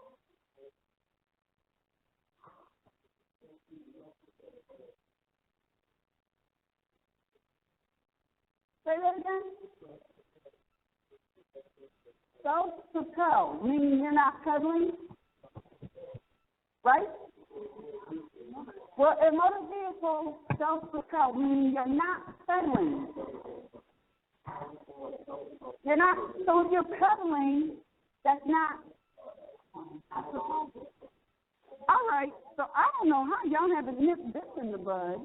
Well, you know, it's like it's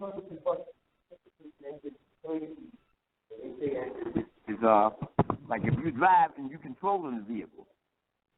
I don't know. And they getting you because you in control of the vehicle. All right. I'm just there to. All right. On or around 28 October 1435 MC 2014 TCY, RVBey was traveling by bicycle on her ancestral estate in a westerly direction when she became aware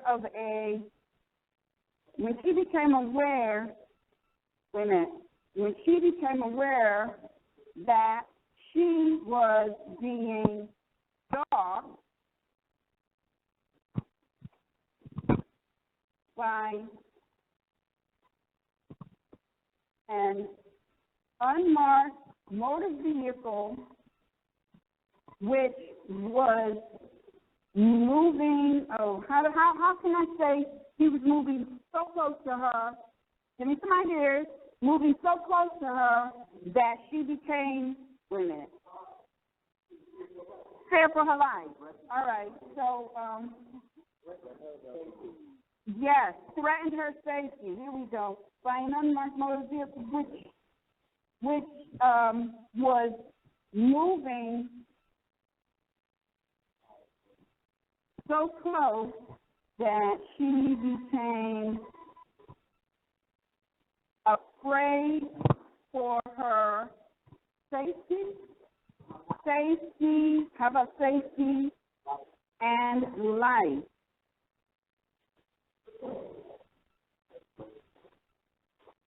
Okay, I'm just going to think. Therefore, she pulled. Right? Am I saying this right? Pulled off the the road.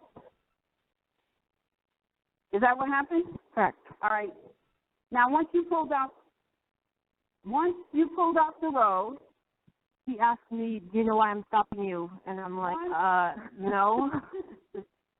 Once I pulled off the road, the stranger. Now, let me just ask you this. This was a so-called police, right? Correct. So, was it visible to you at all if he had a gun? No. But Correct. people who typically dress in this fashion have a gun. Yes. Right? So how are we going to say that?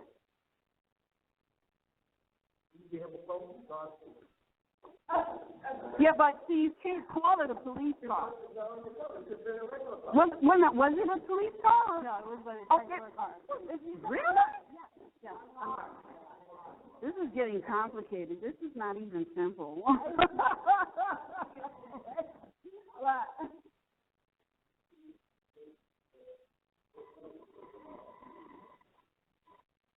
I'm sorry. Are you referring to something I wrote?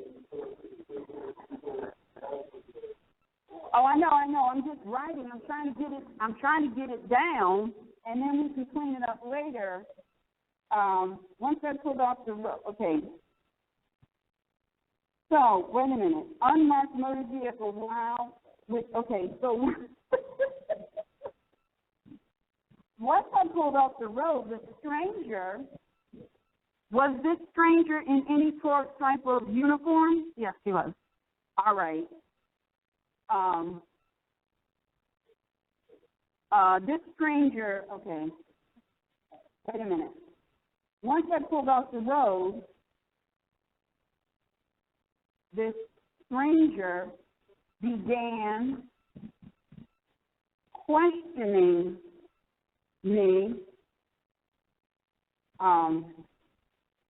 as I,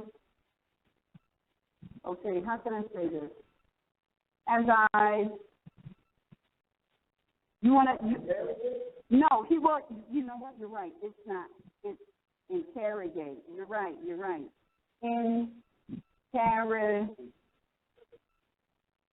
Interrogate. See, my computer has spell check, so I'm just going to write it the way I know it's not right, but I don't want to spend time on that. Interrogate me. I noticed that he was wearing a type of uniform that, no, she said he had a uniform on, right? He had a uniform on. I noticed that he was wearing a type of uniform that usually also has a gun. See, you have to express, yes.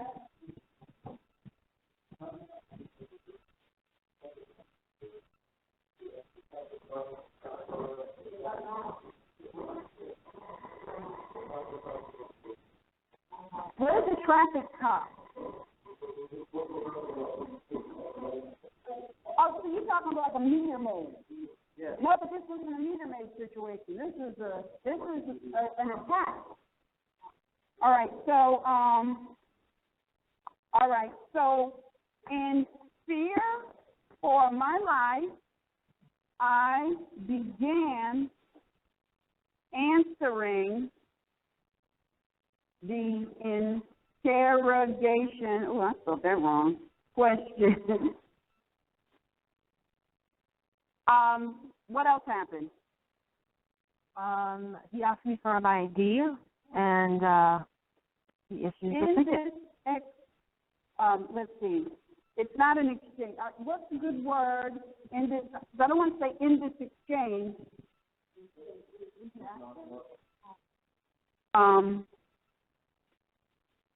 Interaction? We want to express in our writ that she's being demanded of by a complete stranger with a gun her private property.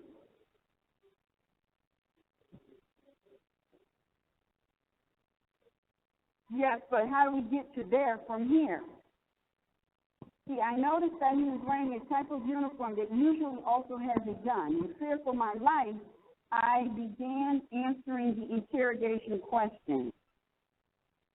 Interrogation,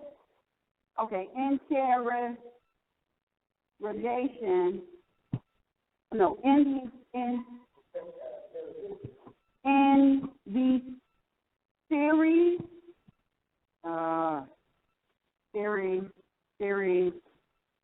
of interrogation questions, my personal property was demanded, right? Yeah. Yes. What happened next? He issued me the ticket. Under threat, duress, and coercion,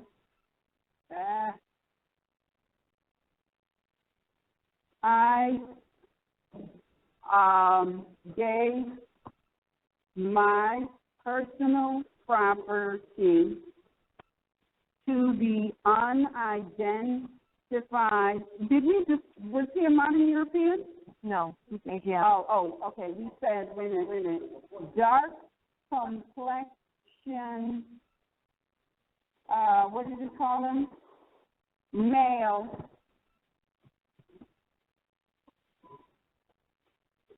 At which point he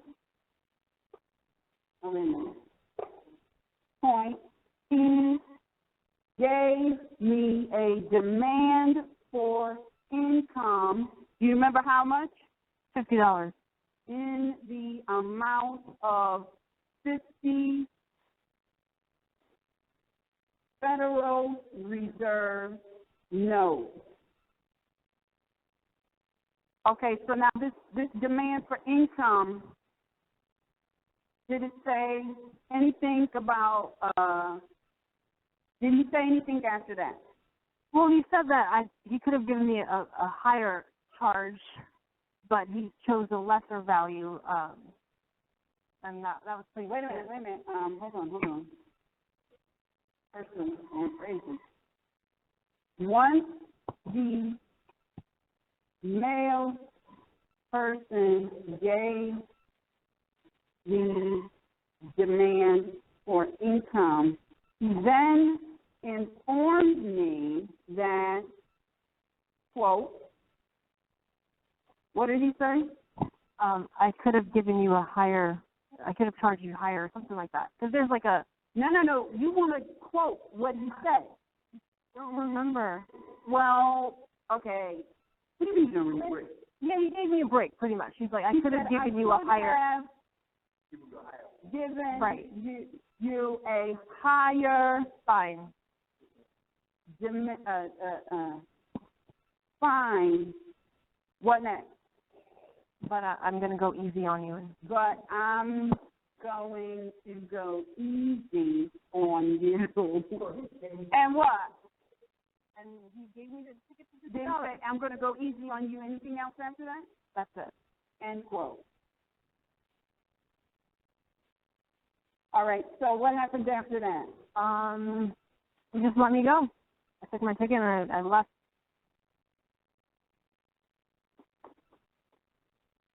Okay, so I took the demand for income and observed him. What did he do after he left you? Did you observe him doing stalking anyone else? No. Okay, I took the demand for income and observed him.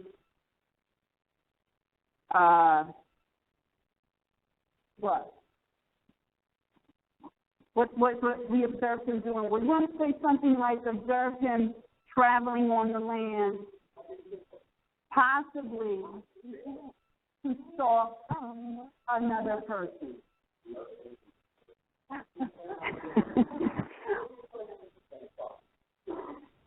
I knew we was going to run out of time, but that's all right because I think we got this down. We're going to have to come back next week and pretty it up a little bit more because there's some other stuff I need to add. We need to add and show you how to add. So what I'm going to do is I took the demand for income and reserved him preparing to start another one of the people on the demand. How about that? All right, so that's it. And so I'm going to read what we have so far, and I'm going to say this, and then next week we're going to come back and we're going to pretty this up, and in the meantime I'm going to correct my typos. When you're writing these things, what you want to do is don't worry about typos. Don't worry about punctuation. Don't worry if you have sentence run-ons and things of that nature. You don't want to worry about any of that. You want to be able to just write what happened because you want to get it out. Every time you stop, you lose a piece of information that could possibly be significant. So you just want to write it. Now, I would like to give you an assignment. I would like for you to either, I know everybody here has had some type of interaction with one of these mercenaries in your lifetime, either present or past. Find a simple one, not complicated like her or her.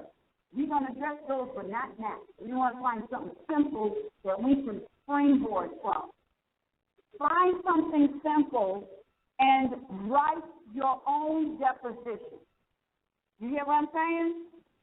Write your own deposition. You want to pay attention to never calling them police officers, because they're not. They're mercenaries. You want to pay attention.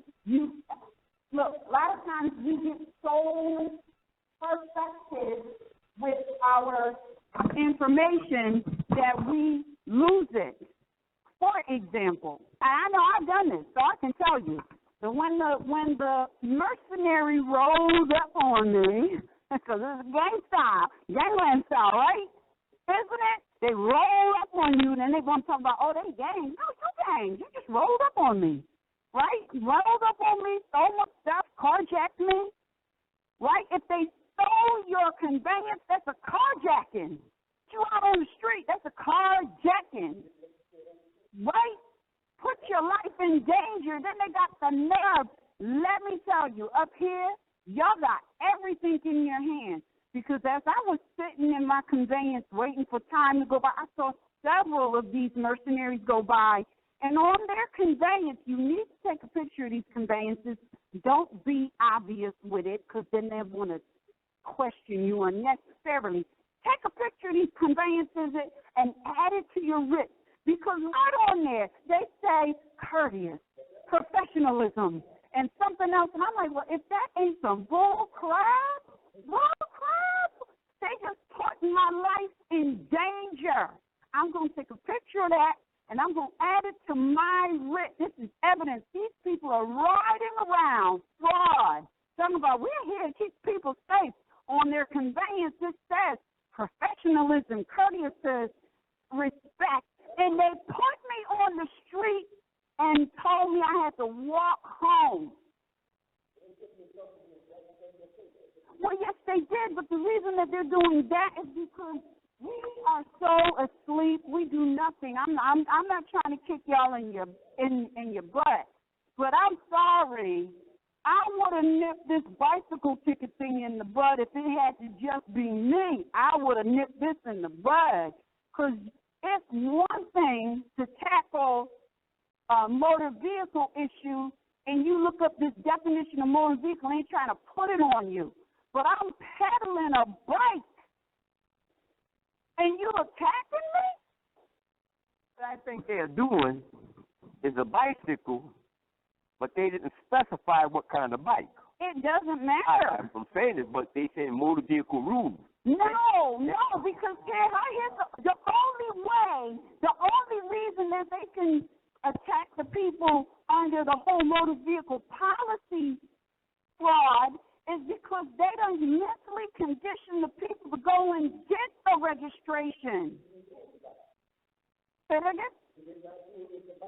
No, but see, the reason that they can call themselves administering the motor vehicle policy is because everybody's been conditioned to go and register the car. So you got this registration and you got this license. So generally when they stop you and force you off the road, they always come up and they say, what? License and registration. Because that implies some sort of a contract. Even if you we know it's not a contract. But let's look at it. It's a contract. How the hell did they get in the contract? You see what? How they administering the contract and they're nowhere in the contract. How they get to administer that?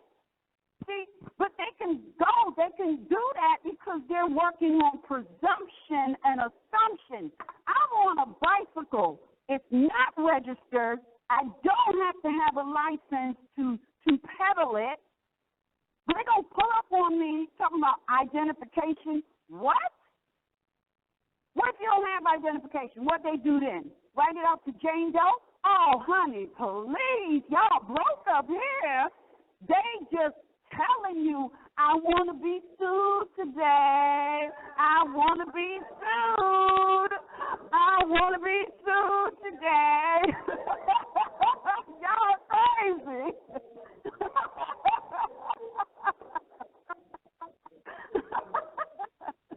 All right, so let's read this. We're going to clean it up next week and make it pretty. Because, see, your writs are always about how you present yourself. So let me tell you something, and this doesn't go just for your writ. It also goes for your name correction and proclamations. Don't be sending out sloppy writs. Don't be sending out sloppy name corrections and proclamations because you're representing the nation, and you better not be don't be going and copying things on a crappy copy machine. Something that's got faded ink. The eagle is bright and the pyramid is faded. What the hell?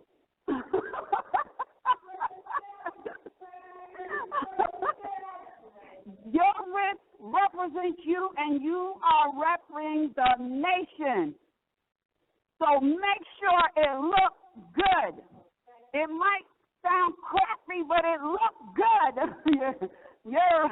You're in training to do better, but it gotta look good. All right.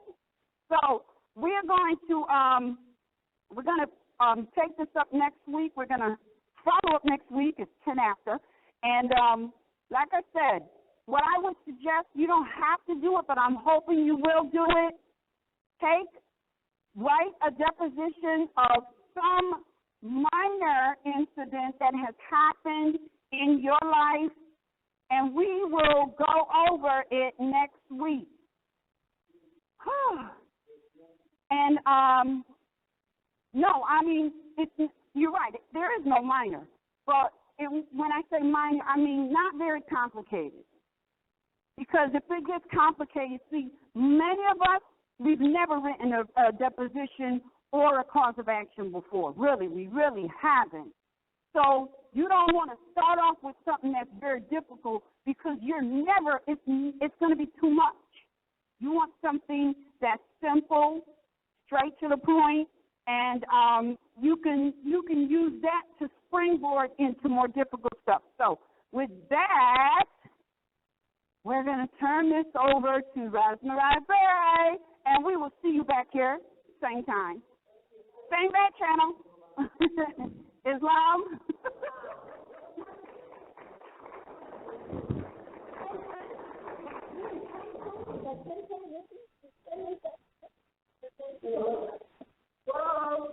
Islam says that's right, that's wonderful. you. Yeah. Yes, here's the mic. Ah, wonderful, wonderful. Islam, everybody? Lovely information?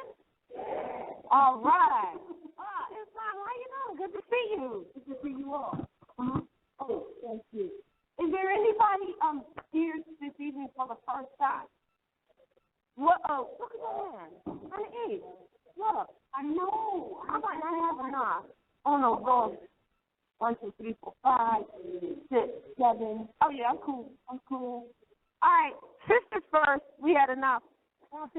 We like to give it up for sisters first, you know, because the nation, that's mine. That's for the mouth. Because the nation is in her womb, so when you speak to her, you're speaking to the nation that's yet unborn. So we respecting that and uplifting. Hands up over here. Brothers in the back from my area. Whoa, good to meet you from the territory, the region. I think we'll be seeing more of you, right? All right. Where's Mrs. here? All right. And you missed one over here, too, or he missed. Anybody else? All right. He's coming on this side. Wow. Thank you all for being here. All right. That is for the rising generation. Ali's he's working on it. I want to make sure everybody gets it. And tonight, who is going to do the invocation? Brother Larry's going to do the invocation out. Now, every time we close, we do the invocation out, or what they call the prayer. If you've read the Circle 7, the Prophet Noble Jewelry's work, and that's what we're going to do tonight. And Brother Larry will handle that. Outside of that, we're going to close, and we trust that we'll see you again soon. Like, we'll be here next Wednesday, so you want to be here with us? That's great. We'd like to see you then, all right? Islam, give it to Sister Anita another hand, please, for her first spending. For spending all that great energy tonight? What? Hold on, you need a mic. Yes, I do. You know what? Don't clap for me. The clap will be you bringing Rick next week. Islam, we need some examples so that we can get better at this. All right, you got 7 days. Don't be embarrassed or nothing like that. Trust and believe there's people out there that probably wrote something worse than what you think you wrote already. Don't even feel that way. And besides, that's what class is for, to learn how to do it correct. It does not matter how old in age we are. This is information that we got to dig down in to get because they're purposely lacking. All right? That's going to be fun, right? This how you doing? RVBey Publications, is that it? It'll be on RVBey Publications, but that again. It'll be on RVBey Publications, but it won't be there until next week because we got some more to add to it. We got to make it pretty and stuff. All right? Presentable. Yes, presentable. You ready? You got a mic? Is it on? Oh, you're going to use, can you put that in the holder for him? One more? I'll try to find one. I will.